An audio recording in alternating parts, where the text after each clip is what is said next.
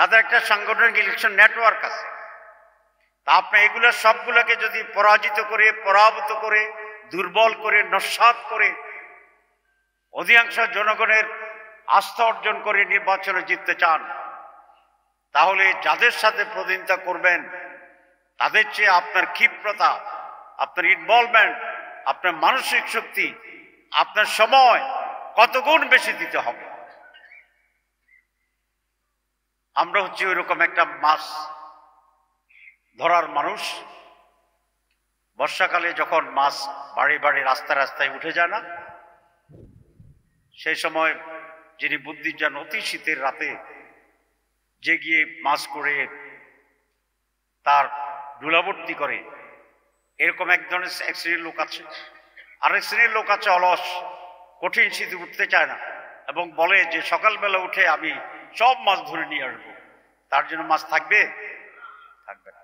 আপনাদের অবস্থা প্রায় এরকম। শীতে রাতে উঠে আপনারা মাছ ধরার গ্রুপে আছেন না রাতে ঘুমাইয়া সকালে মাছ ধরতে যাবেন? কোন গ্রুপের লোক আপনারা? যে রাতের গ্রুপের না। আপনারাই তো হাত তুলে দেখালেন যে আপনাদের এখনো ঘুমের দরকার আছে। এটা দেখেন নাই? রাতে এখনো আরো ঘুম দরকার। কার কার হাত তোলেন? ইলেকশন যদি আপনাদের করতে হয়, পরিষ্কার বলছি, ইলেকশন ইজ নট এ তামাশা। ইলেকশন সম্পর্কে তো কতগুলো শব্দ আমি বলেছি। ইলেকশন সম্পর্কে আমার স্লোগান হচ্ছে মর্নিং টু মর্নিং পরিশ্রম করতে হবে। Morning to morning. কয় ঘন্টা? 24 ঘন্টা। Morning to morning. আমাকে এক লোক প্রশ্ন করছিল, তো তাহলে ঘুমাবে কখন? আমি এই মর্নিং টু মর্নিং এর মাঝখান দিয়ে। আমরা যখন নির্বাচন করি, হয় না টু ইয়াং, আমি সকালে বেরোতাম, পরের দিন সকাল 10টায় আসতাম, 10টা থেকে 3টা রেস্ট স্লিপ, 3টে আবার বেরোতাম, পরের দিন 10টায় আসতাম। তাহলে মর্নিং এ কোথায়? আমি বাইরে। তারপরে মর্নিং এ কোথায়? বাইরে। যখন মুরুখ ডাকে আমি কোনো না কোনো করে নির্বাচনের প্রচার। যখন আজান হয় মসজিদে ফজরে, তখনও কারো না করে কারো ঘরের ভিতরে নির্বাচনী কাজ করছি। ফজরের নামাজে মসজিদে এসে নির্বাচনের কাজ, মসজিদ থেকে গিয়ে কারো বাসায় নাস্তা করে নির্বাচনের কাজ। যখন 11টা বেজে যেত, 10টা বেজে যেত, মানুষ পাওয়া যায় না, যেন একটু কাম। এটাই হচ্ছে নির্বাচন। নির্বাচন আমার স্লোগান। একটা কি বলছি? Morning to morning. আরেকটা হচ্ছে no sleep at night, no rest at day, untiring labour. রাতে ঘুম যাওয়া যাবে না, দিনে বিশ্রাম নেওয়া যাবে না, কিন্তু ক্লান্ত হওয়া যাবে। উদ্ভট কথা না? রাতে ঘুম নাই, দিনে বিশ্রাম নাই, ক্লান্তিও নাই। This is election. ওজন কমতে থাকবে, ন্যূনতম বাঁচার জন্য যা দরকার তা খাবেন। নির্বাচনের দিন রাত্রে ভালো করে ঘুমাবেন। নির্বাচন হয়ে গেছে, কিন্তু 5 মাস আর ঘুমানো যাবে। কে কে পারবেন? হাত তোলেন। 5 মাস নো স্লিপ, নো স্লিপ। চিন্তায় পড়ে গেছেন? ঠিক আছে, সলিউশন দিচ্ছি, বসেন। আর যাদের ঘুম বকে আছে, ভোটের পরের দিন এমন একটা ওষুধ দেব যে আপনারা 13 মাস ঘুম থেকে জাগবেন। পোষাইব না? পোষাইতো না। 5 মাস ঘুমাবেন না, 13 মাস ঘুম থেকে জাগবেন। ভাই আছে কোরআন শরীফে আছে, শুনছি যে আসাবে কাফেরা 300 কতদিন ঘুমের ভিতরে ছিল। কথাটা হাসা না মিশা? হাসা। আমি তো হাসা কথাই কইছি, কোরআন শরীফের কথা বলছি। এইভাবে যদি পারেন চাঁদপুরে 4টা থেকে 5টা আসন পাবেন ইনশাআল্লাহ। মানুষের কাছে যান, জিজ্ঞাসা করুন যে আমাকে কেন ভোট দিবেন না? আমি কি চোর? আমি কি ডাকাতি করেছি? আমি কি চাঁদাবাজ? আমি কি মিথ্যা বলি? আমি কি নামাজ পড়ি না? কেন দিবেন না ভোট? এইরকম প্রশ্ন করে, অধিকার স্থাপন করে মানুষের কাছ থেকে ভোট আদায় করতাম। জামাত ইসলামী ছাড়া রাজনৈতিক আর কোন দলের পক্ষে এই চ্যালেঞ্জ দেওয়া সম্ভব নয় যে আমি কোনদিন চাঁদাবাজি করব না। এবার যারা ক্যান্ডিডেট হবেন, যে দল থেকে হোক, আমি একটা গবেষণা প্রতিষ্ঠানকে বলে আপনাদের এখানে আসছি যে যারা যে দলের ক্যান্ডিডেট হবে তাদের অতীত রেকর্ড তোমরা পাবলিকলি প্রকাশ করে দিবে। কতজন দুর্নীতিবাজ, কতজন সাদাবাজ, কতজনের আর্থিক অসঙ্গতি আছে, জামাতের যেগুলো আছে এগুলোর কি অবস্থা, মানুষকে তুলতে দেয়, মানুষকে যেতে দেয়। তা আমি এই আবেদনটাই রাখি আপনাদের কাছে, প্লিজ প্লিজ জামাত ইসলামের প্রতি আপনারা জুলুম করবেন না। এটা চাঁদপুরের কোন অঞ্চলের নির্বাচনের ক্যাম্পেইনের কথা। মানুষ জামাত ইসলামকে যেভাবে দেখছে এখন, আলহামদুলিল্লাহ, দেশ বিদেশে আপনাদের বা আমাদের অলসতার কারণে জামাত যদি কাঙ্ক্ষিত রেজাল্ট না পায়, জামাতের ইমেজ ভুলণ্ঠিত হবে এবং সেই জন্যই আমরা জামাতের প্রতি বেইনসাফি করি। আমার কথা বোঝা যায়? জামাতকে ভালোবাসেন কে কে? হাত তোলেন, হাত তুলে রাখেন। ইসলামকে ভালোবাসে যারা তারা হাত তোলেন, হাত তুলে রাখেন। বাংলাদেশকে যারা ভালোবাসেন তারা হাত তুলেন। যদি তাই হয় তাহলে আর সকল কাজ ফসফন ফ্রম টুমরো।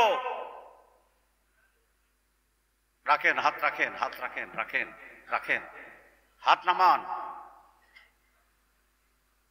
যে জামাতের কর্মী সামান্যতম নেগলিজেন্স দেখাবে, আমার দৃষ্টিতে সে ইসলামের প্রতি, জামাত ইসলামের প্রতি বেইনসাফি করবে।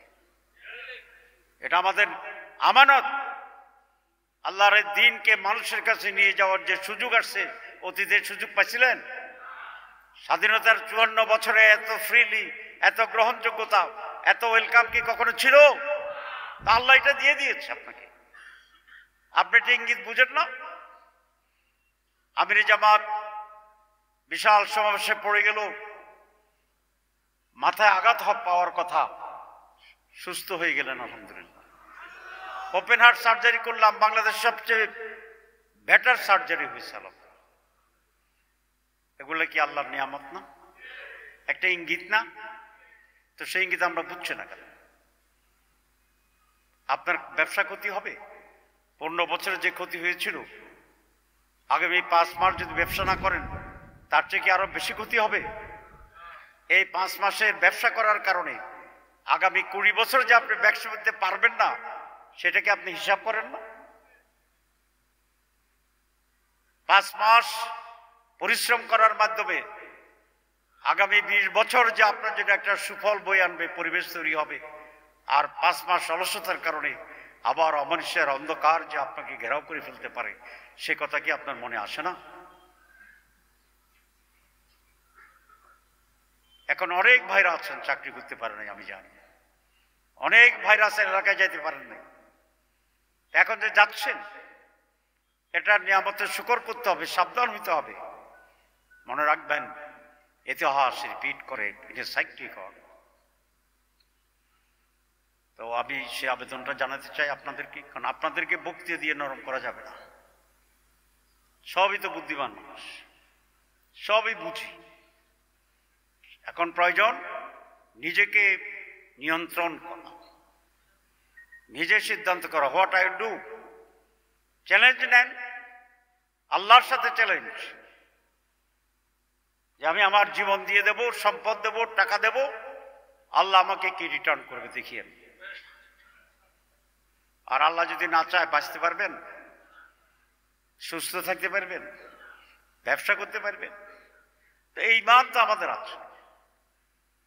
আল্লাহ ছাড়া কাউকে পরোয়া করি না, আল্লাহ ছাড়া কারো উপর নির্ভর করি না। রিজিকের মালিক আল্লাহ, নিরাপত্তার মালিক আল্লাহ, জীবনের মালিক আল্লাহ, মৃত্যুর মালিক আল্লাহ, জান্নাতের মালিক আল্লাহ, জাহান্নামের মালিক আল্লাহ। Who am I? কে আমি? এটা আমাদের ঈমান নয়। প্লিজ, আমি খুবই যেভাবে আনন্দিত হয়েছিলাম সত্যি ঢুকার পরে ভাইদেরকে দেখে, আপনাদের হাত তোলা দেখে আমি হতাশ হইনি। আমি হতাশার মানুষ নই আলহামদুলিল্লাহ, কারণ আমি আল্লাহকে বিশ্বাস করি। কিন্তু আমি কিছুটা বিস্মিত, আপনার তাগিদে আপনাকে যেতে। জেলামের সাহেব ডাকছে কিনা, ক্যান্ডিডেট আমার সাথে কথা কয় কিনা, এত কথা যিনি বলেন তিনি সুবিধাবান। আমার এলাকায় ভোটার হচ্ছে 4.5 লাখ 5 লাখ। আমি কতজনের দিকে তাকাবো? আমি কি ভোটার কালেক্ট করবো না আপনার অভিমান ঠেকাবো? অদ্ভুত টাইপের কিছু লোক আছে সব জায়গায়, যে আমারে গণে নাই, আমারে মানে নাই, আমারে মূল্যায়ন করে নাই। তা আপনারা যদি মূল্যায়ন করতে হয় তা আমি একটা এখানে পাল্লা বসাবো বড় করে, এই হলের বাইরে আপনারা সবাই এসে ওজন দিয়েছে। কি বলেন? সরি, আপনারা আমার একই এলাকার বাড়ির মানুষ, আমরা এই জন্য বলছি, হোয়াট ইজ মূল্যায়ন? আমাকে কে মূল্যায়ন করছে? যিনি ক্যান্ডিডেট তারা কে মূল্যায়ন করতেছে? এটা মনে রাখবেন, সবচেয়ে বড় মজলুম হচ্ছে যিনি ভোটে দাঁড়ায় সেই ক্যান্ডিডেট। 2001 সালে আমি নির্বাচনে আওয়ামী লীগের দ্বিগুণ ভোট পেয়েছি, তার চেয়েও বেশি। কিন্তু ভোটের আগের দিন এলাকা তো পরিষ্কার যে আমি এতে জিতে যাব নির্বাচন, কিন্তু ভোটের আগের দিন আমি সোফায় ঘুমাইছি। কেন? সোফা যে এসে বসছি রাত্রে, তখন 3:45 সম্ভবত, অটোমেটিক খাটে যাওয়ার আর ওই ফাঁকটাও পাই নাই, ঘুমেছে গেছি। ফজরে যখন উঠলাম, জাগাইল একজন, দেখলাম আমি কাতরিয়া সুপার উপর পড়ে আছি। ওইরকম একটি নির্বাচন, যে নির্বাচনে আমি দ্বিগুণের বেশি ভোট পাই নির্বাচিত হয়েছি। তখনও টেনশন কত, তখনও সিরিয়াসনেস কত। রাত 3টায় প্রত্যেকদিন আমি থানায় যেতাম, ওসি বসে থাকতো, থানায় গিয়ে 10 মিনিট গল্প গুজব করতাম, খবর নিতাম পুরো এলাকার। Then I use to go to my house, to my residence and to sleep for some time, last moment. আর আগে তো বলছি সারা রাত আমি যেভাবে ক্যাম্পেইন করতাম। তো এটাই তো ইলেকশন। এটা কি একজন করলে হবে?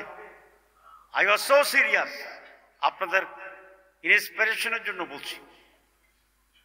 ভোটের আগের দিন যখন থানায় গেলাম, আমাদের 7 জন ভাইকে মেরে আওয়ামী লীগের লোকেরা আহত করলো, পুলিশ ধরে নিয়ে এসে গারদে রাখছে। আমি তো 7-8 হাত দূরে, আমি তো ছিল না। পরে গিয়ে শুনলাম যে এরকম লোক আটকে আছে। আমার সাথে একজন নেতা ছিল, বলে যে তার মেয়েদেরকে দেখে যাই। আমি বলছি নো। সে বিস্মিত যে জামাতের কর্মী মাইর খেয়েছে ইলেকশনের জন্য, আমি ক্যান্ডিডেট, আমি জামাতের নেতা, আমি তাদেরকে দেখতে যেতে চাচ্ছি না, মাত্র 10 হাত গেলেই তো গারদ। আমি সে রিকোয়েস্ট করলো অনেকক্ষণ, আমি বলছি নো, আমি যাব না, চলো যাই। চলে গেলাম, যাইনি। পরের দিন ইলেকশন হল, আমি জিতলাম আল্লাহর ইচ্ছায়। তখন এই পুলিশ আমি বলার আগে ছেড়ে দিয়েছে সবগুলো। তখন ওই লোকটাকে বললাম, সে জাতীয় পার্টির নেতা ছিল, যে আপনার কি মনে হচ্ছে গতকাল কেমন? বলছে আপনি তো খুব কঠোর লোক। আমি বলছি এটা ঠিক না, আমি কেন জানি আপনাকে ব্যাখ্যা করি। আমি জানি এই জন্য যে আমি যদি যেতাম তারা রক্তাক্ত। আমার দেখার পরে দায়িত্ব হইতো তার জন্য চিকিৎসক এনে তার চিকিৎসা করার ব্যবস্থা। তার জামা কাপড় ছাড়া আমার দায়িত্ব হইতো ভালো জামা এনে পরাইয়া তারপরে যাওয়া। তারা খায়নি, আমার দায়িত্ব তো খাওয়া জোগাড় করে তারপরে আমার ক্যাম্পেইনে যাওয়া। তাহলে আমার এখানে 1 ঘন্টা স্টে করতে হতো। নির্বাচনের আগের দিন আমার কাছে প্রায়োরিটি ছিল নির্বাচনে জিতার কাজের কৌশল। আমি এটা জানতাম যে আমি জিতে গেলে এরা মুক্ত হবে, আর জিতে না গেলে সালাম দিবে। আমি সেই মুহূর্তে কঠোরতা নয়, দৃঢ়তা, এটা আমার কঠোরতা ছিল না, এটা দৃঢ়তা ছিল এবং কোশ্চেন অফ প্রায়োরিটি, অগ্রাধিকার ছিল, এবং সেটা করে আমি চলে আসছি আলহামদুলিল্লাহ। আমি এখনো কনফিডেন্ট যে আমি না গিয়ে উত্তম কাজ করেছি অপেক্ষাকৃতভাবে, অবশ্যই তাদেরকে দেখতে গেলে এটি উত্তম। কিন্তু this is the leadership who knows what to do, when, how, where. এটা আজকে আপনাদেরকে বলছি। নির্বাচনে প্রত্যেকে লিডার, প্রত্যেকে তার এলাকা আছে। আপনার গ্রামকে আপনি কাজ করেন, যে ইউনিয়নকে করেন, উপজেলাকে করেন। আমার এলাকায় কোনো কেন্দ্রের পরিচালক কেন্দ্রীয় নেতারা একটা মাত্র হয়, Abdul Halim, assistant secretary general. ভোটের দিন তার দায়িত্ব মাত্র এক কেন্দ্র। আমি লোকদেরকে বলি পাশের কেন্দ্রের লোক মরে গেছে কিনা এই খবর নিবা নির্বাচনের পরে। আগুন লেগে গেছে কিনা আগুন নিভেতে যাওয়া যাবে না। Let it go. We'll take care after the election, till the time of the election. আমি যে কেন্দ্রে আছি এটাই আমার কাজ। প্রত্যেকে যদি তার কেন্দ্রে জিতার ব্যবস্থা করেন তাহলে সব মিলে ইলেকশনে পাস না fail, pass. This is the election policy. Please, আমার ধারণা যে প্রত্যেক গ্রামের একটা লোক তো এখানে আছে। আপনার গ্রামকে আপনি ধরেন, ইনশাআল্লাহ ইনশাআল্লাহ ইনশাআল্লাহ নির্বাচনের ক্যাম্পেইন যখন শুরু হবে, গণজোয়ার হবে, সেই জোয়ারে চাকপুর ওয়াশ হয়ে যাবে ইনশাআল্লাহ। সবাইকে ধন্যবাদ।